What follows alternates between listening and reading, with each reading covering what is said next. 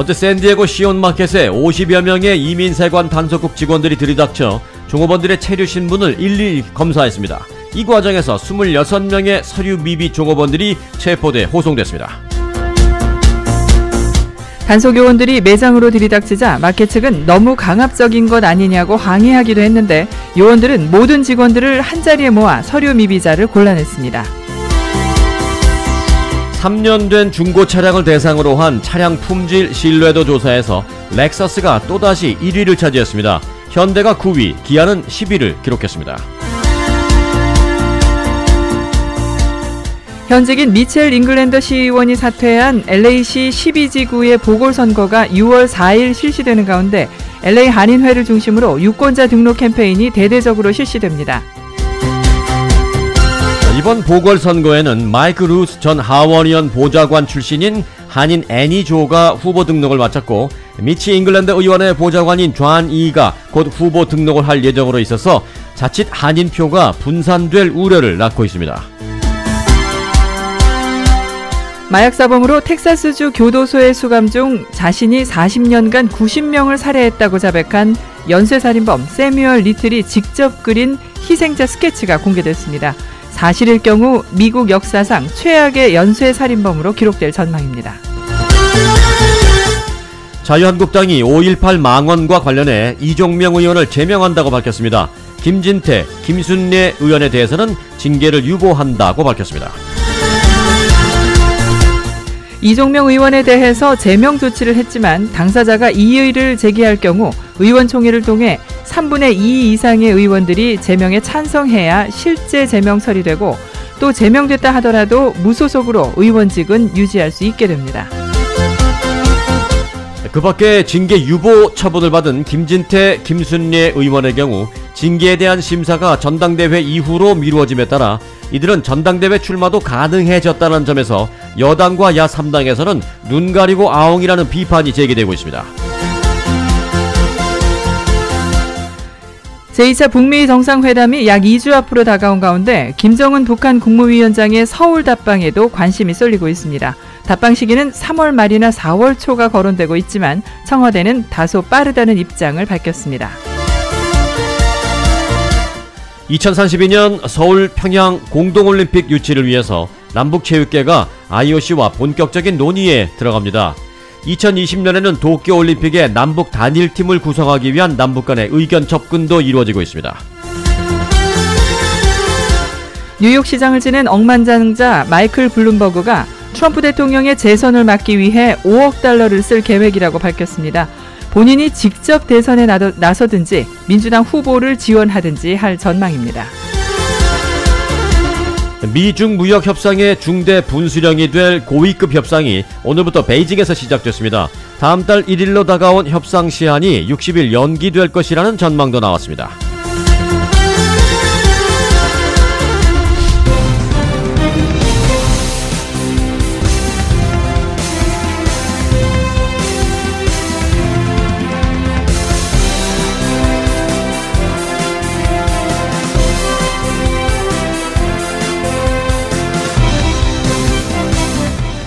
여러분 안녕하십니까, 송봉후입니다. 안녕하십니까, 승기선입니다. 2019년 2월 14일 목요일 위코리아 뉴스쇼입니다. 이종명 국회의원 제명, 김진태, 김순례 국회의원 당규에 따라 징계 유예, 김명준 비상대책위원장 주의를 촉구한. 네, 이종명 국회의원에 대한 국회 자유한국당에서의 제명 처분이 나왔습니다. 제명 처분됐어? 그러면 국회의원 배지 뺏기는 거야? 국회의원 박탈당하는 거야? 라고 생각할 수도 있겠습니다만은 반전이 있습니다. 상세한 내용은 잠시 후에 전해드리겠습니다. 네, 크래킹 다운은 사전에 예고 없이 갑자기 어디론가 급습한다라는 것입니다. 급습한다, 크래킹 다운 한다라고 표현을 하죠. 네, 불법 체류자, 서류 미비자들을 적발하기 위해서 ICE, 이민보안세관 단속국이 크래킹 다운을 했습니다. 어디를요? 샌디에고 한인마켓인 시온마켓을 크래킹 다운했습니다. 이민세관 단속국 ICE가 어제 샌디에고 시온마켓을 급습해서 26명의 서류 미비 종업원을 체포했습니다. 트럼프 행정부 출범과 더불어서 ICE의 불법 이민자 고용에 대한 직장 단속이 강화된 이후 한인 사업장을 상대로 한 사상 최대 규모의 단속으로 알려졌습니다. ICE는 어제 아침 9시쯤 샌디에고 클레어몬트 메사길에 위치한 시온마켓에 50여 명의 단속 요원들을 급파해서 매장에서 일하고 있던 26명의 직원들을 체포했습니다. 당시 요원들은 일사불란하게 움직이면서 매장 주변에 먼저 노란색 폴리스 라인을 치고 일반 손님들은 외부로 내보냈습니다. 그러자 마켓 측에서는 너무 강압적인 것이 아니냐라고 항의를 했지만 ICE 요원들은 이에도 아랑곳하지 않고 이 모든 직원들을 한자리에 모아서 서류 미비자 여부를 일일이 검사한 뒤에 서류 미비, 즉 불법 체류자들을 모두 골라냈습니다. 이후 이들은 호송버스에 탑승해서 어디론가 끌려갔습니다. 한편 한인마켓 등을 상대로 한 이 불체자 단속이 LA 등 이 타 지역 혹은 타 업계로도 확대될 가능성이 있어서 이 한인사회의 파장이 앞으로 예상되고 있습니다. The agents door knock the homes on their list and identify the illegal immigrant before handcuffing them and California's DMV cars. says it needs $40 million more from the state legislature if it does not get it. 캘리포니아주의 운전면허증 발급 지연 사태가 갈수록 심각한 상황으로 치닫고 있습니다. 대기자만 15만여 명에 달해 적체가 악화되면서 지난해 신청한 운전면허증을 아직까지 받지 못할 정도로 적체로 인한 발급 지연 사태가 심각합니다. ABC7 방송은 캘리포니아주 차량 등록국 DMV의 리얼 아이디 발급이 시작되면서 운전면허증 갱신이나 리얼 아이디를 신청하고도 주민들이 DMV에서 오래 대기하는 것은 물론 신청 후 수개월이 지나도록 운전면허증을 받지 못하는 신청자들이 15만 명에 달하는 것으로 나타났다고 전했습니다. 실제로 한인 김모 씨는 2달 전인 지난 12월 운전면허증 만료를 앞두고 미리 DMV에서 면허증 갱신을 신청했지만 만료가 10일 정도밖에 남지 않은 지금까지 여전히 감감무소식이라며 답답함을 호소했습니다. 김 씨는 DMV에 연락을 해도 아직 만료 기간이 남아있기 때문에 프로세싱 중이라며 기다리라고만 한다라면서 남은 10일 동안 새로운 면허증이 오지 않는다면 어떻게 통분을 해야 할지 막막하다고 우려의 목소리를 전했습니다. 자, 이와 같은 DMV 대기시간 적체는 계속해서 문제점으로 지적되어 왔는데 지난해 DMV는 자체 집계 결과 주 저녁에 DMV 방문객들의 대기시간이 평균 46%나 증가했다고 밝혔습니다. The immersive richness of handcrafted details. Available 23-speaker sound and a full-color 24-inch heads-up display. The thrilling rush of a new 416 horsepower twin-turbo powertrain or the most advanced Lexus multi-stage hybrid system. Presenting the all-new Lexus LS500 and LS500. 네, 렉서스가 그전까지는 LS460이 제일 고급 차량이었죠. 그런데 올해부터는 LS500이 새로 나왔습니다. 자동차 신뢰도 조사에서 렉서스가 8년 연속 1위에 올랐습니다. 소비자 조사 업체 JD 파워는 지난 12개월 동안 자동차 브랜드별로 3년 된 중고 차량을 대상으로 한 차량 품질 신뢰도 조사에서 프리미엄 브랜드 렉서스가 또다시 1위를 차지했다고 밝혔습니다. 조사는 각 차량별로 177개, 177개의 항목을 점검하는 방식으로 이루어졌으며 렉서스에서는 1년 동안 평균 106가지 문제점이 발견되는데 그쳤습니다. 공동 2위에는 폴쉐와 도요타가 108개의 문제점이 나왔고 이어서 쉐비가 115개의 문제점, 뷰익이 118개, 미니가 BMW 시리즈죠. 미니가 119개, 그리고 BMW가 122개로 4위부터 7위까지를 차지했습니다. 이 한국 브랜드로는 현대차가 124가지 문제점으로 9위에 머물렀으며 기아차는 10위, 126개의 문제점으로 10위에 랭크되었습니다. 현대차는 지난해 같은 조사에서 7위를 기록했었는데 2단계 내려앉았고 기아는 지난해 5위에서 5단계나 하락한 것으로 나타났습니다. Please turn up the volume for this. I want you to turn to an issue that we don't talk about nearly enough, not here at least. When you look at this photo, this beautiful photo, you might think mother, daughter, sister, friend. That right there is Madeline Linsemeer. She was all of those things.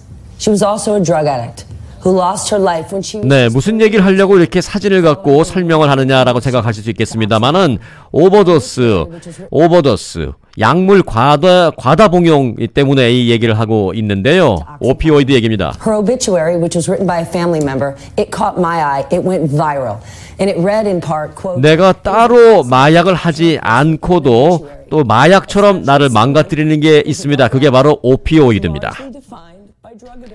네, LA 한인타운 내에서 마약성의 오피오이드 계열 진통제 과다 복용에 따른 사망자가 가장 많은 지역은 사무실이 밀집된 윌셔길 부근으로 나타났습니다. 이는 한인타운 내 6개 집코드 중 90010에 해당하는 지역인데 이 오피스 건물들이 많은 탓에 다른 집코드에 비해 주민 숫자는 적지만 LA 카운티 평균보다 사망자 숫자가 3배 가까이 많았습니다. 집코드별로 한인타운에 해당되는 9004는 3.91명, 90005는 1.79명, 90006은 2.63명, 90010은 11.89명, 90019는 3.98명, 90020은 1.55명이었습니다. 이 중 윌셔길 좌우로 늘어선 90010이 11.89명으로 이 사망자 숫자가 많았는데 이곳은 오피스 밀집 지역으로 다른 한인타운 집코드들의 평균 3만 6만 명에서 6만 명보다 적은 4천여 명의 주민이 거주 중인 것으로 알려졌습니다. 하지만 그럼에도 불구하고 카운티 평균인 4.47명보다 3배 가까이 높은 사망률을 기록했습니다. We'll see a number of challenges in our region as we try to clear out the snow, the ice, and the slush, including making sure that storm drains can keep clear so that we don't have both standing water and 네, flooding in our 눈폭풍 area. 얘기를 하니까 어디 저기 동부나 동북부 지역 얘기하는 것 같습니다만 아닙니다. 항상 거의 연중 비가 부슬부슬 많이 내리는 지역, 그래서 또 싫어하는 사람도 있지만 그래서 또 좋아하는 사람도 많은 지역, 이 시애틀 얘기인데요. 시애틀 지난 주말에 눈폭풍이 강타했다라는 보도를 해드린 바 있습니다만은 이 상황이 쉽게 풀리지 않는 모습입니다. 주지사의 얘기가 계속 나오고 있죠.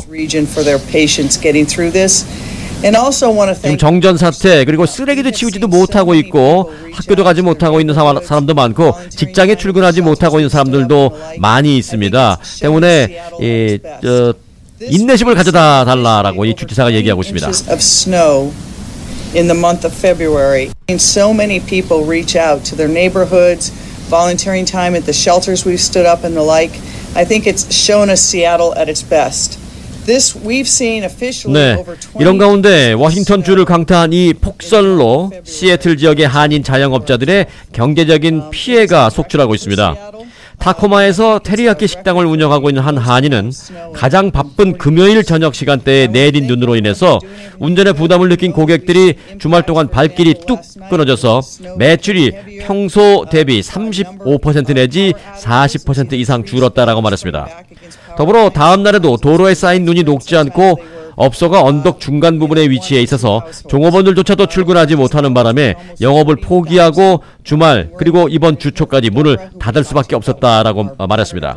레드몬드의 우드블럭 레스토랑도 많이 눈이 내려서 11일 이번 주 중에도 점심시간에 문을 열었지만 평상시보다 손님이 절반 이하로 뚝 떨어지는 바람에 업주인 한인 A씨도 점심 영업 후에 문을 닫을 수밖에 없었다라고 말하고 있습니다. 시애틀 지역에 내린 폭설로 인해서 현지 시민들은 물론이지만 특별히 자영업을 하고 있는 많은 한인들이 지금 울상을 짓고 있습니다. Please check to see if your bus is coming and what time. We know that with this snow event last night. 학생진료소 의사의 성추행 스캔들로 몸살을 앓았던 USC가 결국 피해 학생들에게 2억 1,500만 달러를 배상하게 될 것으로 보입니다. 지난 30년간 수천 명의 학생들과 교직원들을 성추행한 것으로 드러나 맥스 니키아스 총장의 사퇴까지 야기했던 USC 학생진료소 산부인과 의사 성추행 파문과 관련해 USC 측은 학교 보건센터를 이용한 학생과 피해자들에게 2억 1,500만 달러 상당을 배상하는 합의안에 동의한 것으로 알려졌습니다. LA타임스는 USC가 지난해 10월 학생 진료소를 이용한 학생과 피해자들에게 2억 1,500만 달러를 배상하겠다는 합의문을 작성해서 지난 12일 법원에 제출했고 현재 판사의 승인을 기다리고 있다고 전했습니다. 최근 제출된 합의문에 따르면 USC는 지난 30년간 조지 틴들 산부인과 의사에게 진찰을 받은 모든 피해자들에게 2,500달러를 지급하고 성적 학대를 당한 피해자들에게는 최소 7,500달러에서 최대 25만 달러까지 배상하겠다는 입장을 밝혔습니다. 좋은 분이 아니었다고 생각합니다.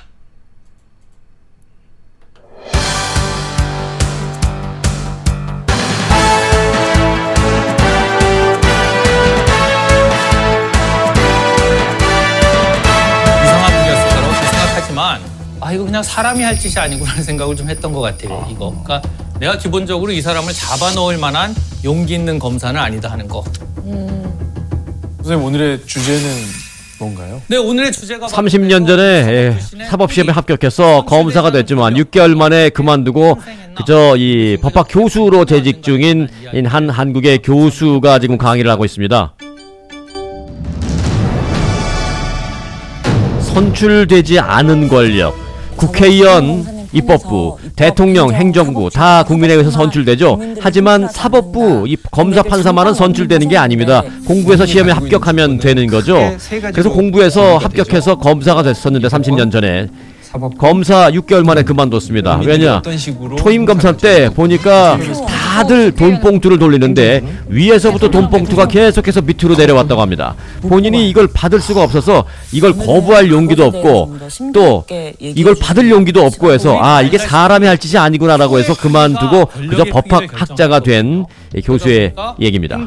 행정권력 전체는 대통령이 받은 표에 기대고 있는 거고 그다음에 입법부는 개개 국회의원들이 받은 표가 그 권력을 정하는 건데 사법부는 사실 표를 받아본 적이 없잖아요. 그래서 크게 보면 이 법조 전체라고 하는데 도대체 누가 권력을 줬는가 하는 게 늘 의문인 거잖아요.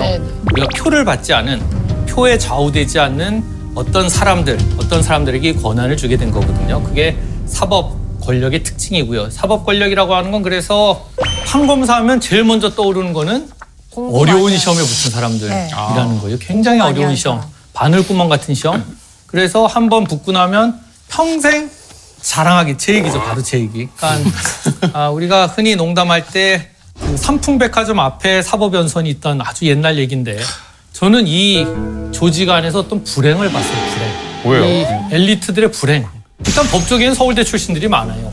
서울대와 비서울대를 나누게 되면 비서울대 출신들은 서울대 출신들을 볼 때 약간 좀 어떤 불편함 내지는 열등감이라고도 표현할 수 있는 어떤 게 없을 수가 없어요. 그러면 우리가 생각할 때 서울대 나오고 시험 붙었으면 다 괜찮지 않을까? 서울대 나와서 시험 붙은 친구들은 4학년 때 시험 붙은 친구들에 대한 아주 복잡한 마음이 있어요. 졸업 전이냐 졸업 후냐. 비서울대가 서울대에 느끼는 열등감의 폭보다 4학년 때 붙은 친구와 아닌 친구들 사이 이 폭이 저는 더 크다고 생각을 해요. 그럼 4학년 때 시험 붙은 사람들 또 4학년 때 시험 붙은 사람들 나름대로 성적 좋은 사람들은 법원 가고 그 다음에 검찰 가고 하던 시절이 있었던 거잖아요. 근데 더 괴로운 거 어딜 보면 알 수 있냐면 지금도 이런 얘기를 하고 사법연수원 때도 계속 이 얘기들 해요. 형 기억하잖아. 내가 그때 연수원 수료 시험 칠 때 내가 그때 허리가 아파가지고 머리가 아파가지고 시험 칠 때 허리 아프고 머리 아픈 건 모두가 아파요. 모두가. 선생님은 많이 아팠던 그룹이셨나요? 건강했던 그룹이에요. 저 정도는 걸 페인이라고 할 수 있는데 페인인 건데 알잖아 그때 나 페인이었어가지고. 디스크였나요? 알잖아 그때 시험 볼 때 페인이었어. 전혀 아픈 적 없어요. 거의 이번 수준인가요? 그러면? 법원 가는 사람들은 다 얻은 사람들이라고 볼 수 있잖아요. 근데 법원 가는 사람들은 서울 발령받은 사람들에 대한 굉장히 복잡한 마음들이 있어요. 그럼 1등은 행복하겠네요. 최소 1등 한 명만 행복할 수 있는 건데 1등은 대체로 어떻게 돼요? 몰라요. 단명합니다. 나는 얼굴이 못생겼는데 이게 무슨 소용이냐라고 얘기하면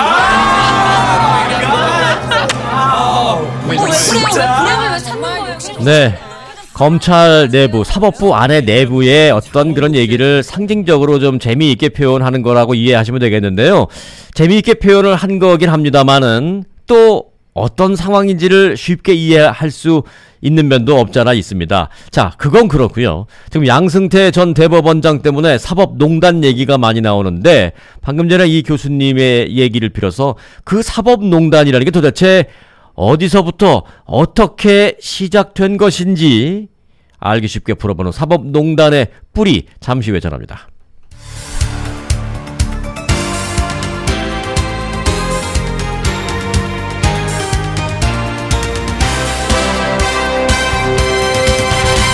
(2019년 2월 14일) 목요일 위코리아 뉴스쇼 함께하고 계십니다. 오늘 날씨 전해드립니다. 남가주는 오늘 하루 종일 비가 오겠습니다. 오늘 비 올 확률은 100%고요. 금요일인 내일은 80~90% 지역에 몇 차례 소나기 내리겠습니다. 특별히 오늘은 홍수주의보가 내려져 있는데요. 오늘 1인치 이상의 비가 예상되고 하루 종일 비가 오는 만큼 운전에도 각별한 주의가 필요하겠습니다. 다이몬드바와 리버사이드, 버뱅크, 파사데나, 놀뚜리지, 벤츄라의 오늘 낮 최고 기온은 69도, 그 외의 지역은 62도 보이겠고 밤 최저 기온은 샌디에고가 55도, 그 외의 지역은 46도에서 49도입니다. 네, 내일은 80~90% 지역에 몇 차례 소나기 내리겠고요. 토요일부터 다음 주 초까지는 맑은 날씨 이어지겠습니다. 당분간 기온은 50도 중반에서 60도 초반 사이를 오르내리겠습니다. LA의 오늘 낮 최고 기온은 62도, 금요일 57도, 토요일 60도입니다. 지금까지 날씨였습니다.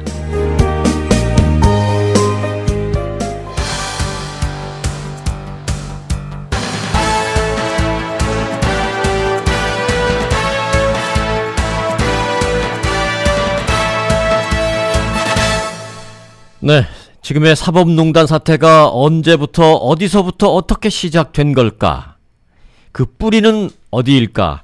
라는 고민을 함께 해보기 위해서 검사 생활 30년 전에 6개월 딱 하고 그저 법학자의 길을 30년 동안 걷고 있는 김두식 교수의 강의 내용 일부를 또 좀 전해드릴 텐데요.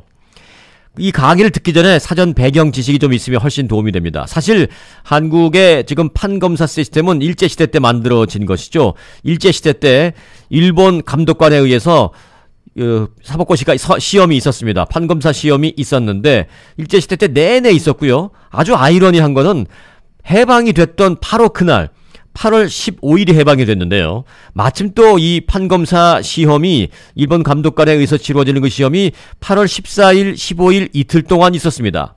8월 14일 많은 이 조선인들이 또 시험을 봤습니다.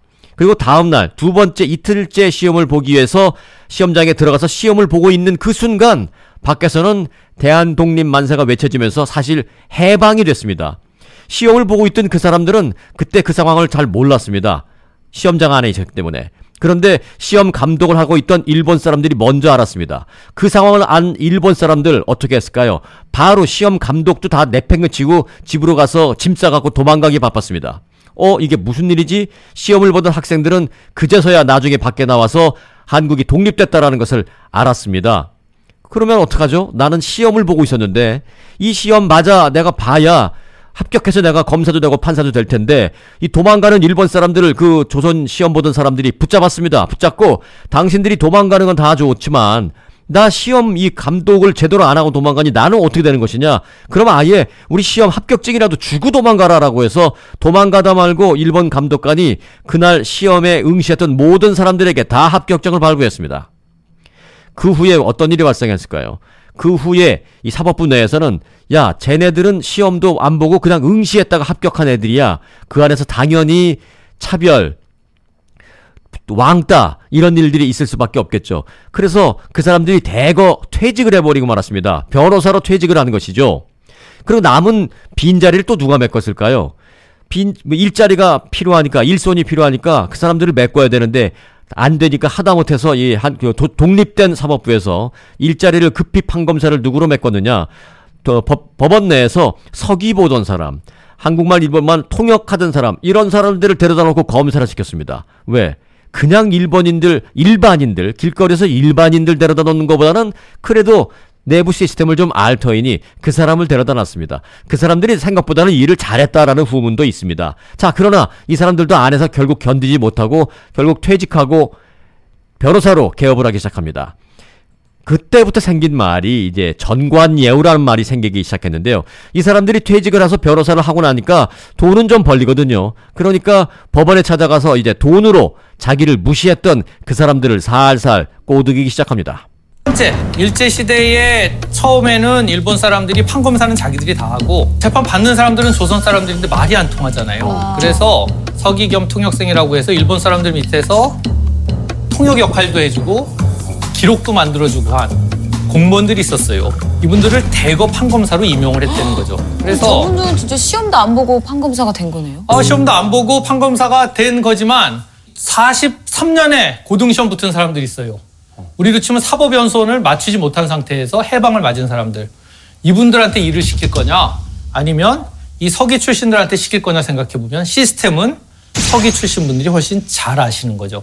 그러나 시험은 붙은 적이 없는 거의 검사들 중에는 거의 50%에 육박하는 숫자, 그다음에 판사들 중에는 30%에 육박하는 숫자들이 이 서기 겸 통역생 출신으로 시험 없이 합격하신 분들이 나오게 되는 거고요. 고시 장수생들에게는 어떻게 보면 기회 시대이기도 하였겠네요. 그렇죠. 장수생들에게는 갑자기 기회가 찾아왔을 수도 있고 장수생들에게 더 중요한 기회는 그 다음에 속하는 제가 보통 사군이라고 분류를 하는 해방 후에 각종 시험 출신들 이야기가 나오게 됩니다. 1945년 8월 15일에 해방이 된 거 다 아시죠? 네. 8월 14일부터 조선 변호사 시험을 치고 있었어요. 14일에. 그래서 14일에 민법 시험 치고 형법 시험 쳤어요. 보통 우리 사법 시험 2차 치는 거랑 똑같은. 첫날 시험 쳤어. 둘째 날 오전에 시험을 치고 나와보니까 만세 난리 나고 일본 사람들 시험 감독해야 되는 사람들 다 도망갔어요. 이미. 시험 문제를 받아야 되는데 시험 문제하고 감독할 사람이 아무도 없는 거죠. 어떻게 해야 되냐 어떻게. 답안지 유출되고 난리 났을 것 같아요. 답안지 유출은 그나마 시험이라도 칠 때 의미가 있는 거고요. 이분들 중에는 수십 년 공부를 해온 분들도 있고요. 너무 억울해. 그런데 일제시대를 그러니까 좋은데 억울해. 그래도 어떻게 뽑아줄 사람이 없는데. 어떻게든 일본 사람들 시험위원회를 잡아서 뭐라고 얘기하냐. 자, 앞서 설명드린 얘기는 잠깐 스킵하고요. 그 다음부터 본격적으로 바로 옷 벗고 나가십니다. 다시 들어보겠습니다. 해방공간, 그 다음에 한국전쟁 그 시기에 이미 옷을 벗고 나가고요. 자, 옷을 벗고 나간 대규모의 전직 판검사 집단이라고 하는 것이 이른바 전관이 되는 거죠. 전관. 이 문제가 그래서 전관예우 문제하고 사실 역사적으로 그대로 연결이 된다는 거죠. 그래서 우리 이 법원행정처 최근에 2018년에 이루어진 설문조사를 보게 되면 전관예우에 대해서 국민 중에 41.9%가 전관예우가 존재한다라고 얘기를 하고요. 변호사들한테 물어봤더니 변호사 중에는 75.8%가 전관예우가 존재한다고 얘기를 해요. 검사들도 42.9%. 판사들은 저는 요즘 만나서 판사들한테 전관예우 얘기하면 다 전혀 없다고 얘기를 하거든요. 근데 의외로 23% 넘는 숫자가 전관예우라는 게 있기는 있다라고 답변을 한 재미있는 신경은 쓰인다. 설문조사가 되는 거고요.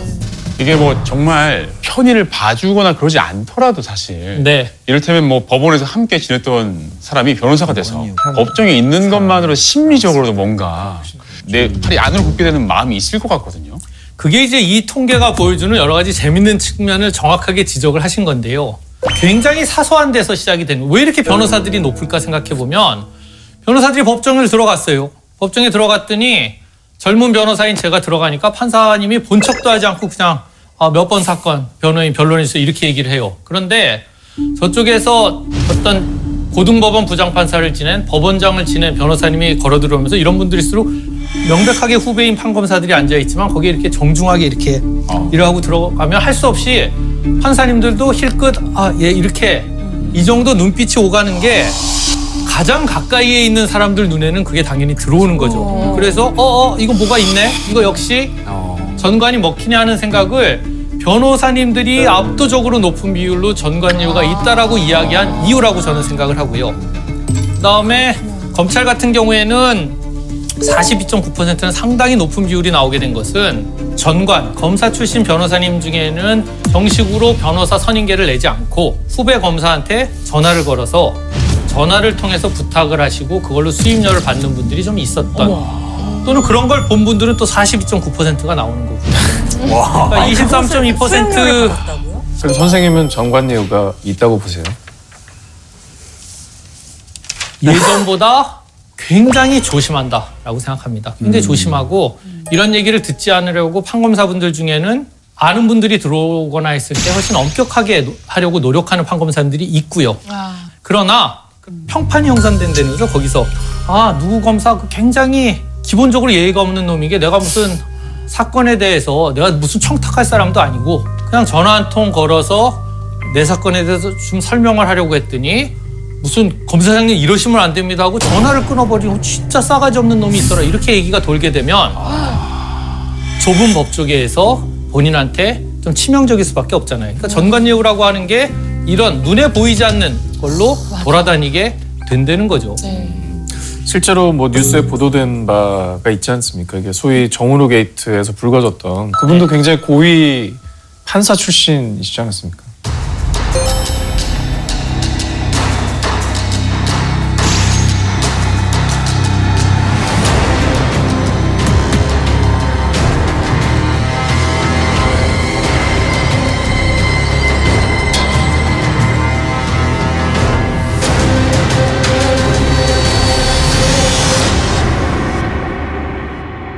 이분들이 다 법원과 검찰에서 상당히 고위직을 지냈던 부장판사 또는 검사장을 지냈던 분들이 왜 이런 일을 벌이내는 거죠? 왜 그럴까요? 돈 때문 아닙니까? 아주 쑥 밑으로 들어오는 느낌? 네. 돈 때문이기도 하고요. 굉장히 중요한 거죠. 왜 돈이 그렇게 중요해졌을까요? 공부하고 막 내가 1등이고 했는데 거기에 비해서는 보상이 작다고 느낄 수 있잖아요. 비슷한 공부했던 사람들이 뭐 더 돈을 많이 벌거나 나도 그럴 수 있었는데 하면서 욕심이 생길 것 같아요. 법을 잘 아니까 이런 식으로 빠져나가면 되겠다라고 하고 판을 짜놓으면 되니까. 아주 정확한 지적이고요. 출발은 어떤 부분이 있냐면 주변에 내가 예전에 20대 사법시험에 붙었을 때에 다른 친구들이 다 우러러보던 위치에 내가 있었는데 지금은 사법시험과 상관없이 일반 회사가 있는 친구들이 돈도 훨씬 더 잘 벌고 벌은 액수를 비교해 보니까 내가 버는 게 더 적어요. 그런 상황에서 초반에 약발이 살아있을 때 한꺼번에 많이 벌어야 된다는 생각을 할 수밖에 없는 구조. 그런데 그런 상황에서 변호사법 위반이 제대로 되려고 하면 내가 판검사한테 돈 갖다 주고 또는 로비하고 너를 풀어주거나 너를 네 사건이 더 유리하게 해결되게 해주겠다라고 하는 약속 같은 게 들어있어야 되는데 이건 입증이 어려운 거죠. 굉장히 아시다시피 이거 어떻게 입증하겠어요? 다들 본인은 부인하고 그래서 실제 처벌을 나중에 받게 된 부분은 의외로 이 세금과 관련한 부분으로 처벌된 경우가 많이 있고요. 근데 이 시점에서 좀 궁금한 게요. 네? 외람된 질문이긴 한데 판사님들은 한 얼마 버세요? 얼마나 버시길래 진짜 중요한 그 돈 때문에 이런 일들이 벌어지는지 저 연봉 같은 게 좀 궁금하거든요, 사실. 저희 동기들이 이제 91년에 법조계에 들어왔으니까 이제 30년 정도를 눈앞에 두고 있는 거잖아요. 근데 아마 1억을 전후한 정도가 한 30년 차 정도 됐을 때 받지 않나 싶고요. 저희보단 더 받는, 교수보다 더 받는 정도인데 확인하고 말씀드리는 건 아니라서 얼마 받는지 대략 그 정도구나. 전화해서 물어봐야 되나? 네. 노동 시간에 대비해서는 또 많이 받는 게 아니신 거고. 많이 줘야 이런 일들이 없지 않을까요? 맨날 밤새시는데 사실. 오히려 좀 적게 받는 거는 아니라고 생각하고요. 공부를 그렇게 어려운 시험을 통과하고 공부를 열심히 하고 인풋 대비 사람이 아웃풋을 생각하기 마련인데 너무 좀 헝그리 정신을 강요하는 거라고 저는 생각을 하거든요. 본인은 인풋 대비 아웃풋 좋습니까? 지금 JTBC? 저는 아웃풋이 행복이라는 게 또 있기 때문에 굉장히 행복하거든요. 근데 이 JTBC 아나운서 하시는 거랑 기부하는 걸로 굉장히 비슷하다고 볼 수 있는 게 받는 돈은 예를 들면 프리랜서를 선언한 사람들보다 적지만 더 안정적인 가운데 약간 공적인 성격의 역할을 한다고 생각할 수가 있잖아요. 그래서 판검사들도 비슷하다고 생각하시면 될 것 같고요. 법조 브로커 문제하고도 그대로 연결이 되는 거고요.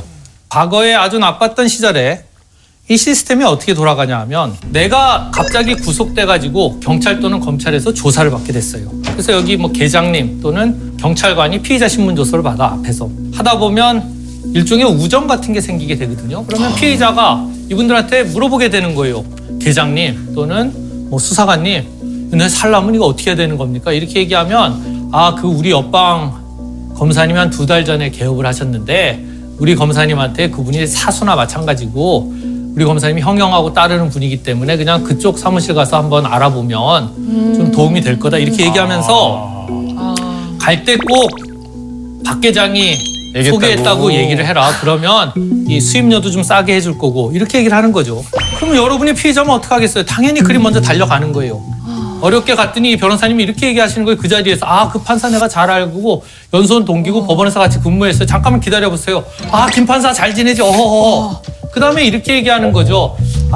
이런 사건들은 돈이 좀 많이 필요하고 그러면 뭐 잘 되면 보석으로 풀려나면 성공보수금. 지금 형사 사건 성공보수금은 금지돼 있어요. 그런데 뭐 성공보수로 좀 한 5천 정도 좀 생각해 주시고 이렇게 얘기하면 생각보다 쉽게 돈을 내놓는다는 거죠. 이거는 의뢰하는 사람들의 의식 문제도 있는 거고요. 진짜 드라마 같아. 그러면은 집에 와가지고 어떻게 됐어? 아니 그 자리에서 판사한테 전화를 드리니까 5천만 주면 된대 여보 하면서 그렇게 되는 거죠. 바로 할 수 있는 거였어? 여보 5천만 주면 그리고 이제 집 팔고 뭐 팔고 해서 이제 좀 마련하고. 얼마 후에 이 소개해 주신 분이 밝은 표정으로 변호사 사무실에서 나가는 걸 보게 되는 거죠. 30%. 네.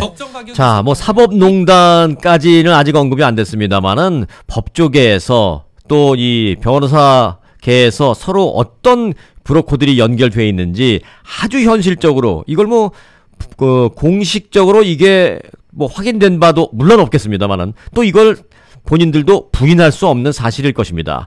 법조 브로커와 관련된 얘기를 지금 김두식 법학자가 알기 쉽게 풀어서 현실을 설명을 해 주셨는데요. 자, 이제 좀 더 깊이 들어가 봐야죠. 사법농단으로 들어가 보겠습니다.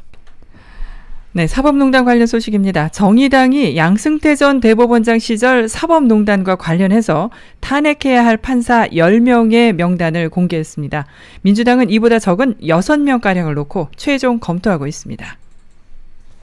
정의당이 탄핵 대상 판사 10명의 명단을 공개했습니다.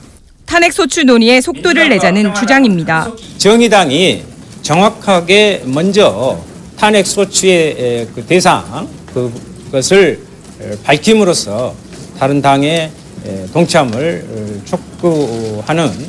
정의당은 현직인 권순일 대법관을 비롯해 이규진 전 대법원 양형위 상임위원, 이민걸 전 법원행정처 기조실장 등을 지목했습니다.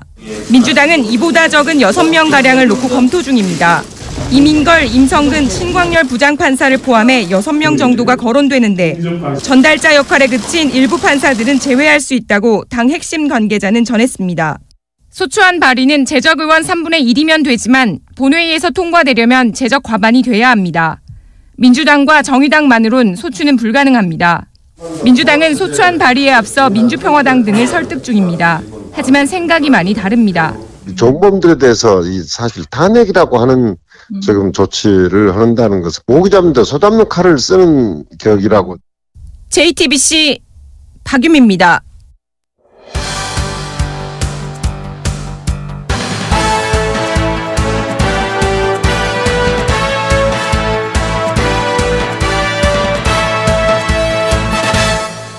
이 시간은 위코리아 실리콘밸리 지사의 마이크 홍 지사장이 보내온 실리콘밸리 소식입니다.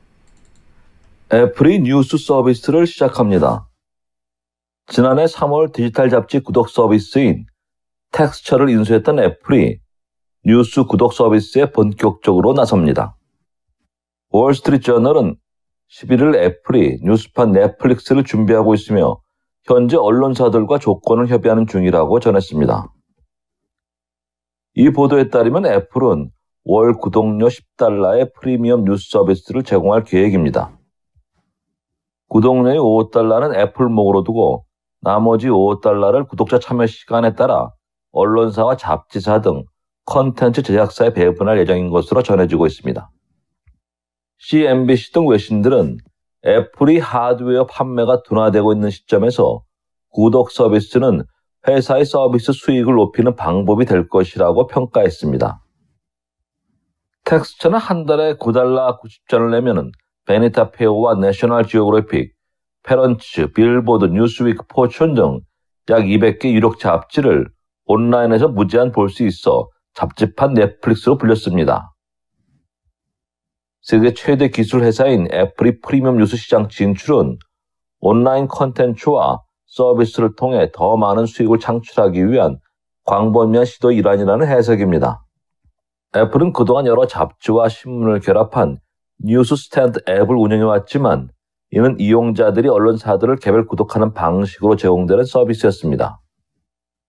그러나 이번 텍스처의 뉴스 앱 통합은 일정 금액을 내는 애플 뮤직과 유사한 방식의 비즈니스 모델로 기존의 텍스처 콘텐츠를 잡지에서 뉴스 영역 전체로 확장해 뉴스 앱 사용을 촉진함으로써 새로운 수익원을 창출할 수 있도록 하겠다는 것입니다.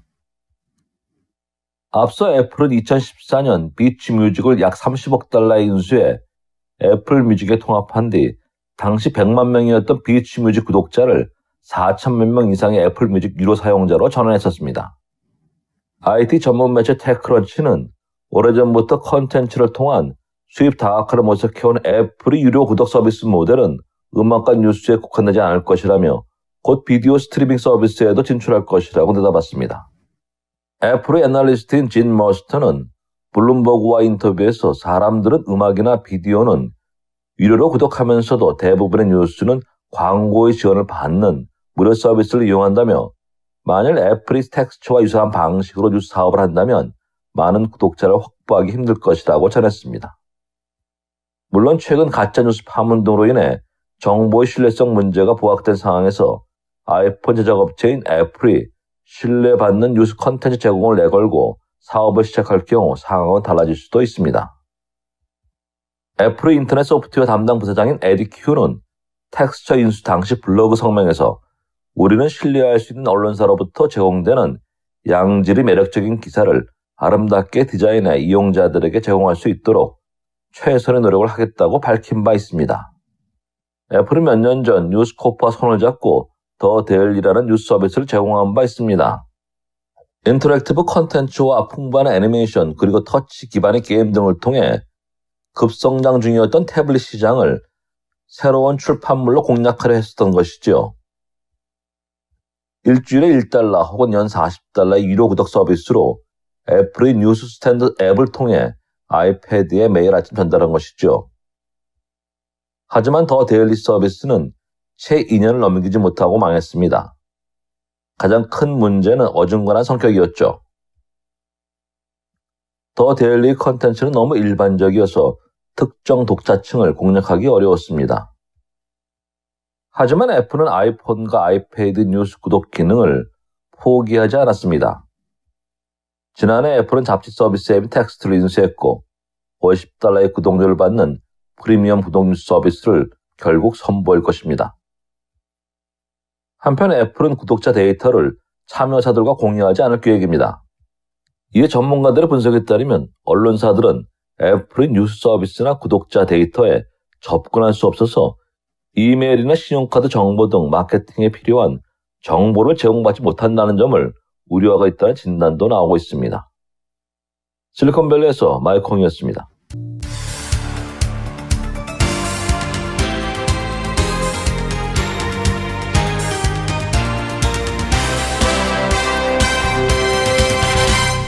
네, 한국 소식 이어드리겠습니다. 2032년 서울 평양 올림픽 유치를 위해 남북체육계가 발빠르게 움직이고 있습니다. 그리고 이를 위해 국제올림픽위원회 IOC와 본격적인 논의에 들어갑니다. 2020년 도쿄올림픽 단일팀 구성 문제도 구체적인 접근을 이루고 있습니다. 스위스 로잔의 IOC 본부에 남북체육계 수장이 모였습니다. 도종환 문화체육관광부 장관, 김일구 북한체육상은 우선 현지 시각으로 오늘 오후 토마스 바흐 IOC 위원장과 사전 조율을 위해 각각 따로 만납니다. 오늘 오전 열린 실무자 회담에선 남북이 협의한 2020년 도쿄올림픽 단일팀 후보 종목을 놓고 IOC와 조율이 이뤄졌습니다. 지난해 아시안게임에 함께 출전했던 여자 농구와 조정 등 4-5개 종목이 코리아팀 후보로 거론됩니다. 네, 그리고 논의하고 있습니다. 좋은 성과 있도록 노력하겠습니다. 정리되면 말씀드릴게요. 내일 남과 북 IOC의 3자 회담에선 도쿄올림픽 개회식 때 남북 단일팀이 공동 입장하는 방안도 논의될 전망입니다. 2032년 서울 평양올림픽 유치 추진과 관련해 바흐 IOC 위원장이 어떤 메시지를 내놓을지도 관심사입니다. 지난해 9월 평양 공동선언에서 남북 공동개최 추진이 발표되자 바흐 위원장은 크게 환영한다는 뜻을 밝힌 적이 있습니다.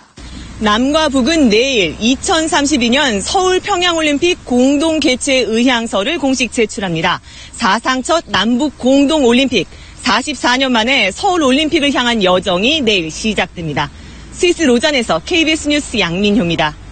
네, 북미 정상회담 언제 열리는지 이제 다 아시죠? 27일, 28일 1박 2일간 베트남의 하노이에서 열리게 됩니다. 북미 정상회담 이제 2주일도 채 남지 않았는데요. 미국 내 반 트럼프 진영이 집요하게 비관론도 펼치고 있는 그런 상황입니다. 2차 북미 정상회담 준비에 지금 속도가 붙고 있기는 합니다만은 정작 당사국인 미국 내에서는 반 트럼프 진영의 분위기가 조금은 비판적입니다. 북한에 대해서 믿지 못하겠다라는 그런 분위기도 물론 당연히 있고요. 또 반 트럼프 정서가 여기 또 가미되고 있습니다. 회담 분위기와는 좀 별도인데 이들의 움직임도 엄연히 있는 존재니까 그대로 한번 알아보겠습니다. 지난 12일 워싱턴에서 우리 측 여야 대표단을 만난 민주당 출신 펠로시 미국 하원의장은 2차 북미 정상회담에 대한 회의론을 쏟아냈습니다. 김정은 위원장의 의도는 비핵화가 아닌 남한의 비무장화라고 말했습니다. 20년 전 북한을 방문한 경험을 토대로 북한 주민들의 가난과 비참함은 상상 이상이다. 북한 정권을 믿을 수 없다고 강조하기도 했습니다. 1차 북미 정상회담 역시 다시 꺼내어 평가절하하고 있습니다. He said after he first met with Kim Jong-un that that we'll have no nuclear North Korea. Of course that's not true. 코리 가드너 미 상원 외교위원회 동아태 소위원장은 어제 자유한국당 의원들을 만나 부정적인 발언을 이어갔습니다. 모임 참석자들은 가드너 위원장이 CVID가 이뤄질 수 없다면 2차 북미 정상회담이 개최돼선 안 된다고 트럼프 대통령에게 얘기했다고 전했습니다. JTBC 신진입니다.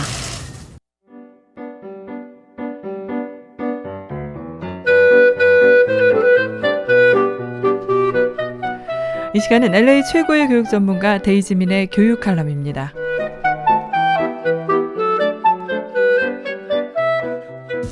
안녕하세요. 교육전략가 데이지민의 교육 이야기입니다. 네, 오늘은 자녀들의 또 좋은 습관이 왜 중요한지 말씀을 나누어 보고 또 좋은 습관을 기르기 위해서 어떻게 자녀를 지도하면 좋을지에 대해서 말씀을 좀 나누어 보도록 하겠습니다. 네, 늘 새해에는 새로운 계획들을 세우고 또 그중에서도 항상 그 나쁜 습관을 좀 고쳐야겠다라고 그렇게 새해 계획을 많이 세우시는데요. 2019년에는 또 자녀들에게 있는 혹시 나쁜 습관이 있다면 그것을 고치기 위해서 또 부모가 어떻게 효과적으로 좀 도울 수 있을지 생각도 해보시고 또 좋은 습관을 만들어주기 위해서 부모가 해야 할 일은 또 무엇인지도 생각해 보시면 좋겠습니다. 행동에 씨앗을 뿌리면 습관의 열매가 열리고 또 습관의 씨앗을 뿌리면 성격의 열매가 열리고 성격의 씨앗을 뿌리면 운명의 열매가 열린다라는 나폴레온의 격언이 있습니다. 결국 이 말은 또 습관이 자녀의 인생을 결정짓는다는 말과 같은데요. 3살 버릇 80까지 간다는 속담이 있죠. 네, 어릴 때부터 좋은 습관을 기르는 것이 훌륭한 사람으로 성장하는 데 가장 필요한 조건이라고 할 수가 있겠습니다. 주변에 그 유명하신 분이나 또 훌륭한 과학자 또는 전문 경영인들을 이렇게 보면 사실 특출난 재능을 가진 경우도 있지만 사실은 그것보다 좋은 습관과 자기 관리 능력이 뛰어난 사람들이 대부분이라고 합니다. 그렇다면 습관이 왜 중요할까요? 네, 중요한 이유는 습관 하나하나가 성격을 또 만들어주고 그 성격이 결국은 운명을 만들어주기 때문입니다. 유명한 정치가이자 외교관인 그 벤자민 프랭클린은 어려운 환경 속에서도 1년밖에 학교를 다니지 못했다고 합니다. 배움 자체를 즐겼던 그는 또 수학하고 4가지 언어를 독학으로 깨우치고 나중에 또 미국의 정치가, 외교관, 또 과학자의 명성을 훌륭히 드러냈습니다. 아니 어떻게 학교조차 안 다닌 그가 그렇게 성공을 할 수 있었을까요? 네, 그 비밀은 철두철미한 자기 관리가 성공의 비결이었다고 합니다. 스스로 자신을 관리하는 것을 습관화해서 매일매일 좋은 습관을 실천한 덕분이었죠. 네, 오늘 이 방송을 들으시는 부모님들께서 지금 내 자녀에게 나쁜 습관은 무엇일까 한번 생각해 보시고, 또 나쁜 습관들 중에서 꼭 고치고자 하는 습관이 있다면 한번 종이에 적어 보시기 바랍니다. 그리고 이 방송이 끝난 뒤에 또 어떻게 고치면 좋을지 계획을 짜보시면 더욱 좋겠습니다. 습관 하나하나가 성격을 만들고 그 성격이 운명을 만든다는 것을 꼭 기억하셔서 2019년 또 새로운 운명에 도전해 보시면 좋겠습니다. 감사합니다. 이상은 LA 최고의 교육 전문가 데이지민의 교육 칼럼이었습니다.